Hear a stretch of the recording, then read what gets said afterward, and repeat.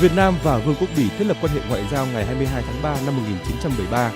Trong 45 năm qua, Vương quốc Bỉ là một đối tác quốc tế đã ủng hộ và đóng góp tích cực vào sự thành công của Việt Nam qua chương trình hợp tác phát triển. Thời gian gần đây, Việt Nam và Vương quốc Bỉ cùng phối hợp tổ chức nhiều hoạt động văn hóa và kinh tế để kỷ niệm 45 năm thiết lập quan hệ ngoại giao 1973-2018 tại mỗi nước. Thành công của các sự kiện này cùng với sự hợp tác thực chất và hiệu quả giữa hai quốc gia đã thể hiện mong muốn và cam kết của hai bên về triển vọng nâng cấp quan hệ hai nước lên đối tác chiến lược.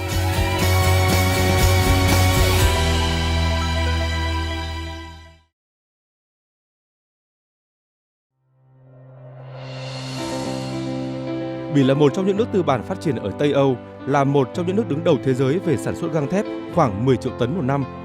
Điểm mạnh cơ bản của kinh tế Bỉ là có một số ngành truyền thống phát triển đến trình độ tiên tiến như luyện kim có từ thế kỷ 12, chế tạo cơ khí, hóa chất, dệt, thủy tinh, đầu máy xe lửa, điện, lọc dầu và vận tải biển. Ngoài ra, Bỉ còn có hệ thống đường bộ, đường không, hải cảng phát triển cao. Về công nghệ, Bỉ có một số mặt mạnh như công nghệ môi trường, tin học ứng dụng. Bỉ nằm ở trung tâm của châu Âu, nơi đặt trụ sở của 1.100 đại diện tổ chức quốc tế, trong đó có NATO và 6 cơ quan của EU, 600 hãng tin quốc tế, 400 cơ quan đại diện ngoại giao, 1.700 đại diện của các công ty quốc tế và châu Âu.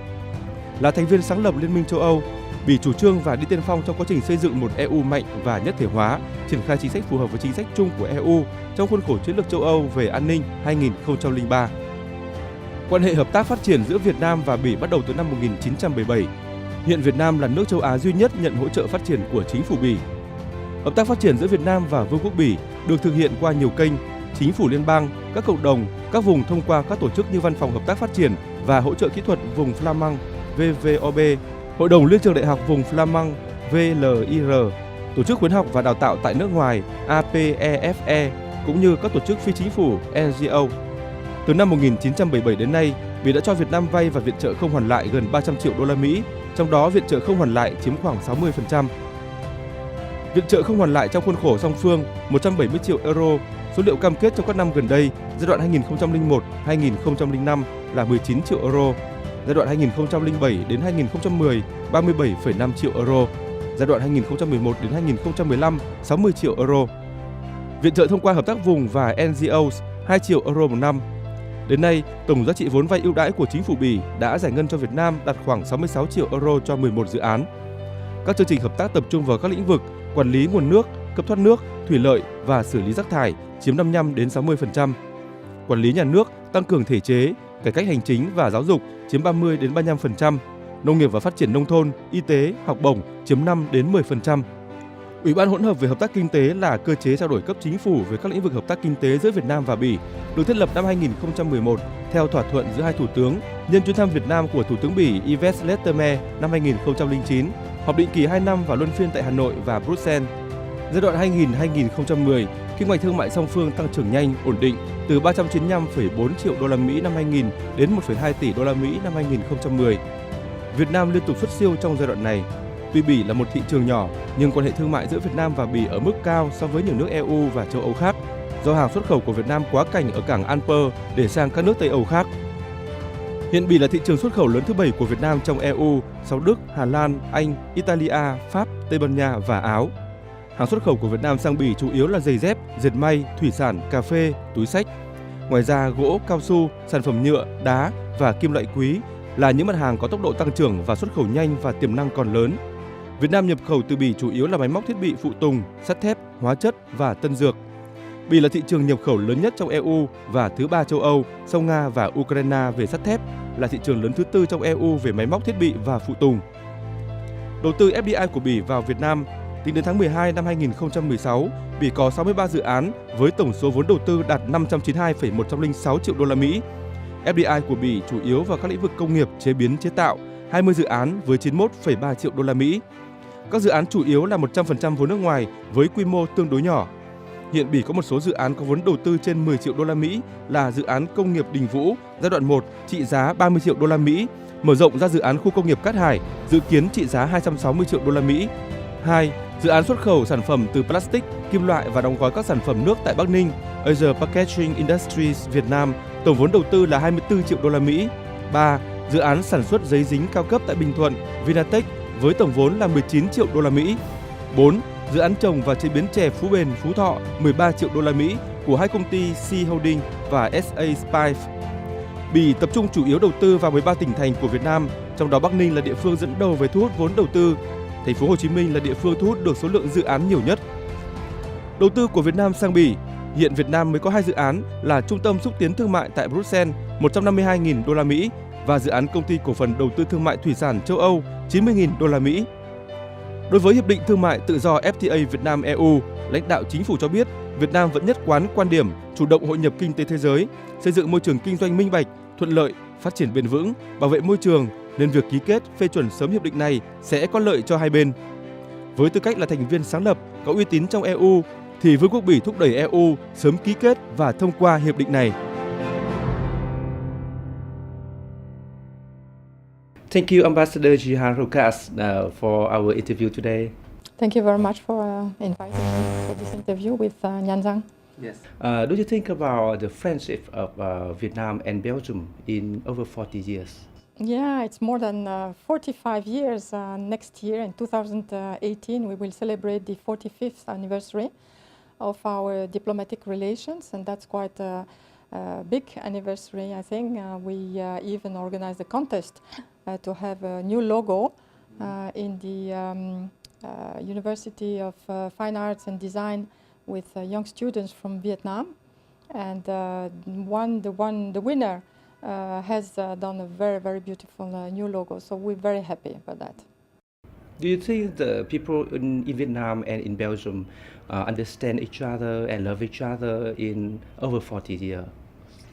Oh, that's a very important question. I think that the more they travel, the more tourists you have from both sides, the more students you have from both sides, and the more the people can understand each other. You know, Vietnam is a country which is really quite known in Europe because, of course, the war and the boat people, but also because of excellent cuisine and because of the beautiful landscapes. So I know that Belgian people know quite well about Vietnam, and I hope it's the same in Vietnam. How about the milestones and achievements Belgium and Vietnam get in 45 years? Yeah, that's a good question, because as ambassador of Belgium, of course, this is the most important, is to acknowledge what are the successes of our friendship for 45 years. And I can say that we celebrate also this year 40 years of cooperation. We spent already 500 million euro in cooperation in many sectors, in water treatment, sanitation, education, but also in fight against climate change. And this is quite important for our relationships, because it shows also that we passed from development cooperation to alleviate the poverty in Vietnam to a more mature partnership between the two countries. So that's certainly one of the achievements. The second achievement is also the trade that we have. And for a small country as Belgium, in comparison with the population, we have 2.5 billion euros trade between our two countries, which is quite consequent, and means also that Vietnam is exporting much more in Belgium than the contrary. I can maybe explain that because Vietnam is using our ports like Zeebrugge or Antwerp as the point of entry for the European market, which is also a good qualification for Belgium. And third, about the investments, we have more than 600 million investments here from Belgium in Vietnam. We're still waiting for Vietnam to invest in Belgium. We hope so. I hope that will come soon. Yes. But it's important to say that maybe the amount of investments is not very big, but the quality of investments is always the highest technology. And that's exactly what Vietnam needs now. For instance, in agro-food, we have the state-of-the-art enterprise invested in Binh Duong, We have in logistics the most efficient logistics in ports, rental port in Haiphong. We have also companies investing in clean technology. We have a company like, for instance, Hamon, who is a company which exists already 100 years and is doing air purificators. And so the whole technology is the highest and state-of-the-art technology. And I think this is the characteristic also for Belgium is that we try to invest also in the sectors needed by Vietnam for its development. Clean technology, solar and wind energy, logistics, mining. So we are not focusing only on cheap labor, but on possible transfer of technology. And which field in Vietnam the investors of Belgium want to invest in?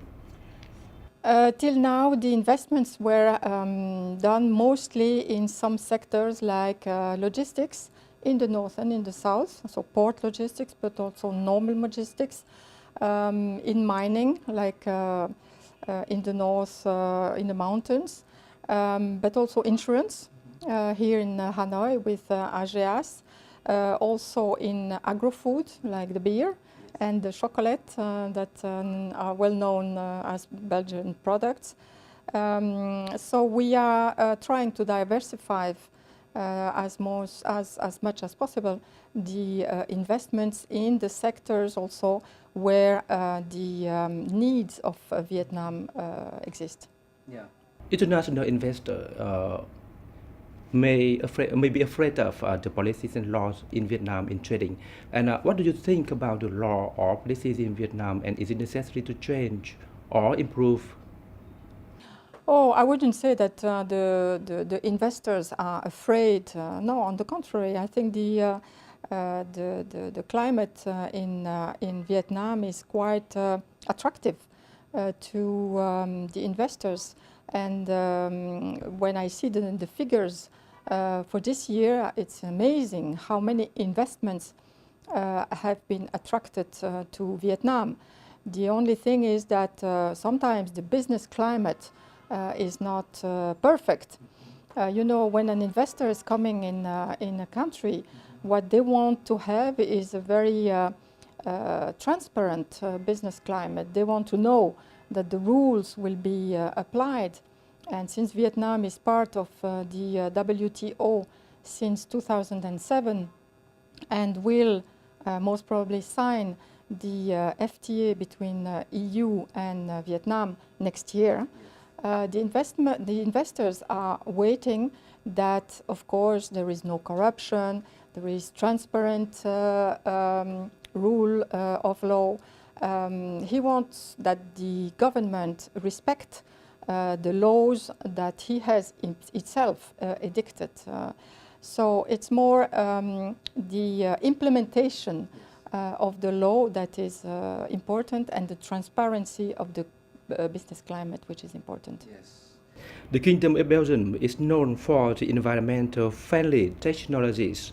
Can you tell us about some activities of Belgium's business cooperation and investment activity in Vietnam recently in the sector?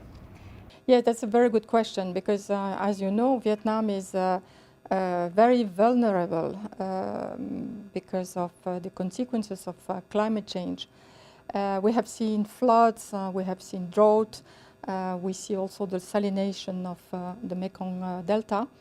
And I think that Belgium is also specialized in clean technology. This is one of the sectors where Belgium is very strong. For instance, the air purificators for electric plants, or the clean energy like wind and solar energy, the sanitation, the water cleaning stations, and all that is really a technology that we can share with Vietnam. I want to refer also to a new project which is quite interesting, and that is a platform which is movable and by solar energy and by wind energy, and this is possible to use in the Mekong Delta to desalinize the water of the Mekong Delta. So this is a new project, for instance, and we hope that this can be implemented very soon in Vietnam. Yeah, sure, it will be implemented. I just wanted to refer also to the trip of one of your vice minister, prime vice minister, who has been to Belgium recently, and he has been visiting what we are very proud of is wind energy, but offshore. So on the sea. I think that Vietnam can certainly import this technology also. And we were the first country in Europe to have this wind energy offshore. So this is also something that we are proud of. Yes, great. While working in Vietnam, if these Belgian companies are facing any problems in Vietnam? You know, this is quite normal. Everywhere I have been, of course, investors are always happy and at the same time facing some problems because, everywhere there are difficulties. The kind of difficulties that we can have here in Vietnam are mostly problem of license. For instance, a license has been signed to produce something, and then suddenly there is a problem of recognition of the license or the problem of getting the license. This is one of the problems. Corruption, of course, is a problem because Vietnam is still very low in the index in corruption. That is sad for the country because I'm sure that the growth would be better without this problem. And also sometimes you have also the non-respect of the rule of law. So in some contracts or in some tenders, the procedure has to be respected on all steps. And these are the kinds of problems that we can face. But very often we mobilize the energies and we go to see the minister. Sometimes it is the minister of MOIT, sometimes it's the prime minister. But very often we can reach a solution. What did the embassy to do facilitate those companies to work better in Vietnam? Yeah, that's a big part of my job. Yes. Is to try to help them to cope with maybe some obstacles. So we try to get an appointment with a minister or with a vice minister or higher. We try to identify the problem and also to work with the other companies of European Union, because we have Eurocham, which is the Chamber of Commerce for all the European Union enterprises. And we try to work together and to find a solution together, because that is the most important, is to finalize and to try to find the solution with the Vietnamese side and the Belgian or European side. Yes. Do you think that Vietnam has used up to the advantages of the international trade agreement, especially EVFTA? Yeah, this is of course the future for the relations between European Union and Vietnam, is the possible signature of the FTA next year. So we all hope that we can sign this FTA. Now that the TPP is not, maybe on another form, it's not giving to Vietnam the American market, it's important that the European market is more accessible. And so we have been negotiating, Vietnam and the members of the European Union, a new FTA, which is one of the most modern also kind of FTAs. And we hope that this will bring for both sides better trade, more trade, because the customs taxes will be reduced by almost 99%. We hope that services also can be increased, investments on both sides. So this should give to both countries, European Union and Vietnam, the possibility for having a more sustainable growth of both sides. Yes. And we are in the early of the new year 2018. Do you have any messages to share with Vietnamese people and the people in Belgium? Yes, I hope that we can continue like this. 45 years is just like adolescent for two countries. So I hope that next year will bring a lot of VIPs visits, but also a lot of students in Vietnamese students in Belgium coming back afterwards and taking their jobs here in Vietnam, and more and more tourists. So that would be very happy for the 45th anniversary of our relationships. Thank you so much, Ambassador, for being with us in the interview. Thank you very much for you.